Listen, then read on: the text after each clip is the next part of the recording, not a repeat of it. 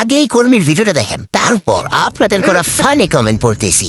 Doctor Shafiqur রহমানের অবমাননাকর মন্তব্যের জন্য প্রচলিত ফৌজদারি ও সাইবার আইনে দ্রুত বিচার নিশ্চিত করা, নারী সমাজকে হেয় করার দায়ে তাকে অবিলম্বে প্রকাশ্যে ও নিঃশর্ত ক্ষমা চাইতে বাধ্য করা। अभी बताता है भाई, अभी तूने गार्ड में उंगली किया ना, अभी बताता है। একজন লিখছে ফুল সুন্দর গাছে সুন্দর খাতে, কথা কোন ঠিক না বেঠিক, একদম ঠিক। আর বলেছে মেইন কথা হচ্ছে ওনার ব্যবসা বন্ধ হয়ে যাবে, এই জন্য বাতিল লাইভ করতে পারবে না, তো এই জন্য। আর বলেছে তন্নি আবাসিক হোটেলের কর্মী। আর বলেছে অর্ধেক উনি এখন পুরোটা হতে পারবে ইনশাআল্লাহ।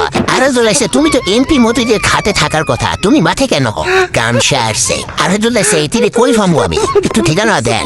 আর বলেছে 300 টাকার খাতে খেলার কর্মী বলে কি? আর বলেছে রোজা রাখছি তাই কিছু বলতে পারছি না, সত্যি অনেক বলতে ইচ্ছা করছে। আর বলেছে রোজা মাসে তোরা কিছু বলতে পারছি না। আর বলেছে গালি দিতে মন চাইছে কিন্তু গালি দিতে পারছি না, এমন এক পাবলিক আমি। আর বলেছে ভারতের বীজ মোদির বীজ বলে কথা।